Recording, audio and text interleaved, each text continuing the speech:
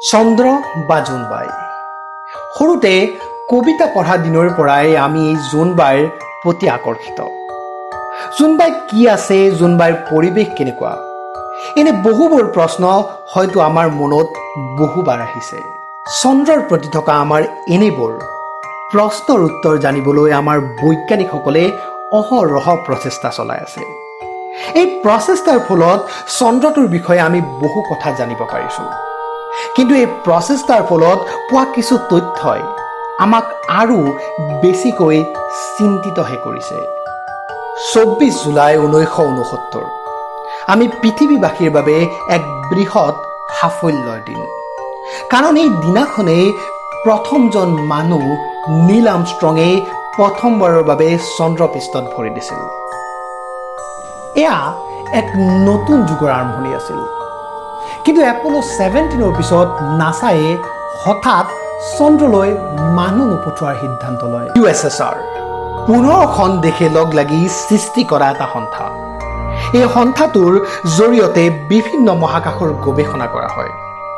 মুখ্যতঃ Soviet union আৰু United ষ্টেটে পৰিচালনা কৰা এই USSRত যেতিয়া 1972ৰ এপ'ল' 17 মিছনৰ পাছত পুনৰ চন্দ্ৰলৈ মানুহ পঠিওৱাৰ কথা আলোচনা কৰা হ'ল, তেতিয়া নাছায়ে আগলৈ কোনো মানুহ চন্দ্ৰলৈ পঠাবলৈ অমান্তি হ'ল।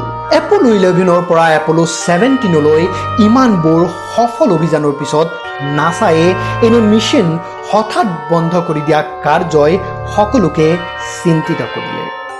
ডক্টৰ মাইকেল চালা আমেৰিকাৰ এজন মহাকাশ বিশেষজ্ঞ। তেওঁ কয় যে এপ'ল' 11ৰ সেই প্ৰথম মুন মিছনত এক বিশেষ ঘটনা ঘটিছিল। তেওঁ কয় যে চন্দ্ৰত মানুহৰ প্ৰথম অভিযানৰ সময়ত যেতিয়া মহাকাশচাৰীয়ে চন্দ্ৰপৃষ্ঠত অৱতৰণ কৰিছিল, তেতিয়া তেওঁলোকৰ কমিউনিকেশ্যনৰ বাবে ব্যৱহাৰ কৰা ৰেডিঅ'ত আশ্চৰ্যজনকভাৱে 2 মিনিটৰ এটা গেপ আহিছিল। এই 2 মিনিটত তাত কি হৈছিল, মহাকাশচাৰীসকলে তাত কি দেখিছিল, এয়া কোনেও নাজানে। কিছু বৈজ্ঞানিকৰ মতে কিছু ৰেডিঅ' অপাৰেটৰে সেই সময়ৰ সকলো গতিবিধিৰ কথা শুনিছিল। কিন্তু কিছু বিশেষ কাৰণত নাছায়ে সেই সকলোবোৰ কথা গোপনে ৰাখিলে। মহাকাশচাৰীসকলক ইমাৰ্জেঞ্চিৰ বাবে কিছু আন ৰেডিঅ' চেনেলো দিয়া হয়, যাতে ইমাৰ্জেঞ্চিৰ সময়ত আন ৰেডিঅ' ছিগনেল ফেইল হ'লেও এই ইমাৰ্জেঞ্চি ৰেডিঅ' চেনেলৰ সহায়ত পৃথিৱীৰ লগত কণ্টেক্ট কৰিব পাৰে।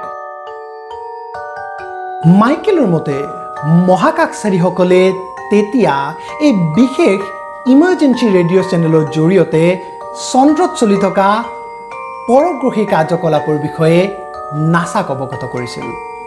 মনোবিজ্ঞানীসকলৰ মতে যেতিয়া চন্দ্ৰলৈ যোৱা প্ৰথম মহাকাশচাৰীসকল পৃথিৱীলৈ ঘূৰি আহিছিল, তেতিয়া তেওঁলোক দেখাত বেছি সুখী যেন লগা নাছিল। মনোবিজ্ঞানীসকলৰ মতে তেওঁলোক কিছু চিন্তিত আৰু গভীৰ হতাশাগ্ৰস্ত যেন লাগিছিল। কিছু মনোবিজ্ঞানীৰ মতে তেওঁলোকে হয়তো চন্দ্ৰত কিছু এনেকুৱা বস্তু দেখিছিল যিবোৰৰ বিষয়ে তেওঁলোকে আনক ক'ব পৰা নাছিল।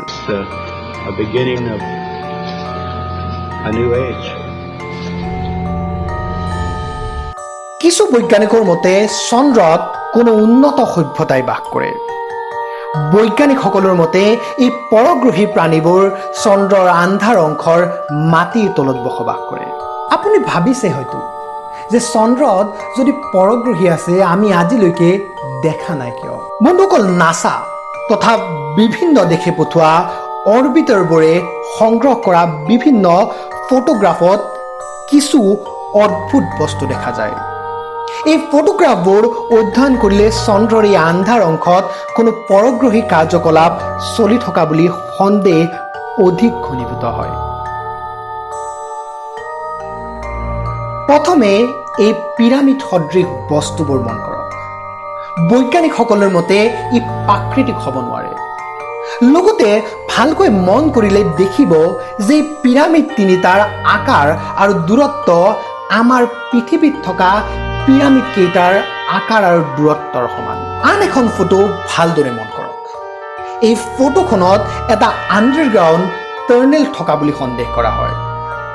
এই ফটোখনত দুটা গাঁতক সংযোগ কৰা এডাল সৰল ৰেখা দেখা যায়, যাক বৈজ্ঞানিকসকলে কোনো আণ্ডাৰগ্ৰাউণ্ড টাৰ্নেল বুলি সন্দেহ কৰে।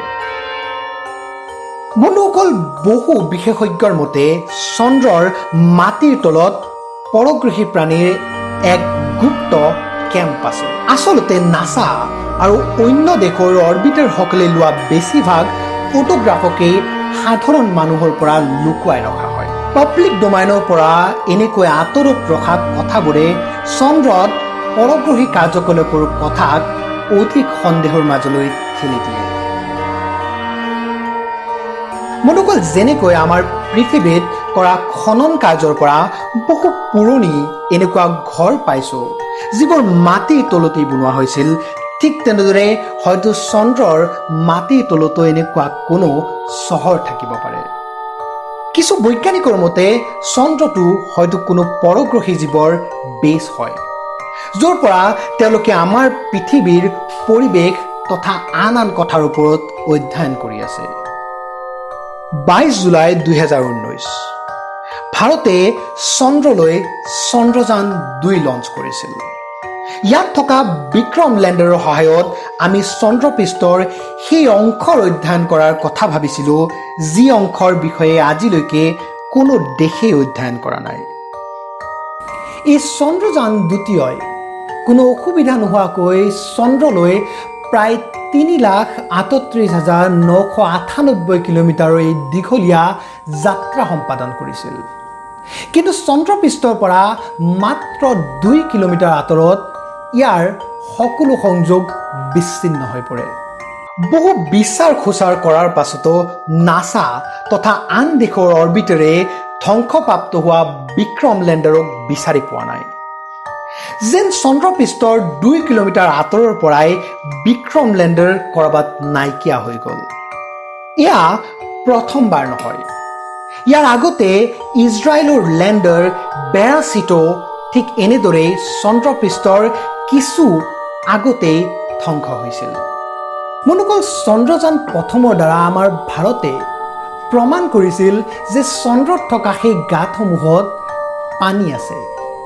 আৰু আমি সকলোৱে জানো যে জীৱৰ বাবে পানী আটাইতকৈ দৰকাৰী। ভাৰতৰ বিক্ৰম লেণ্ডাৰ, ইজৰাইলৰ বেৰাচিট লেণ্ডাৰ ধ্বংস হোৱা কথা।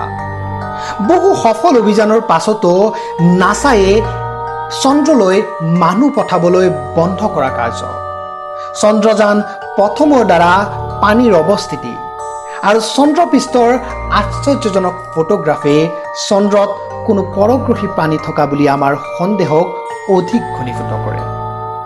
আপুনি কি ভাবে আমাক জনাবলৈ নাপাহৰিব।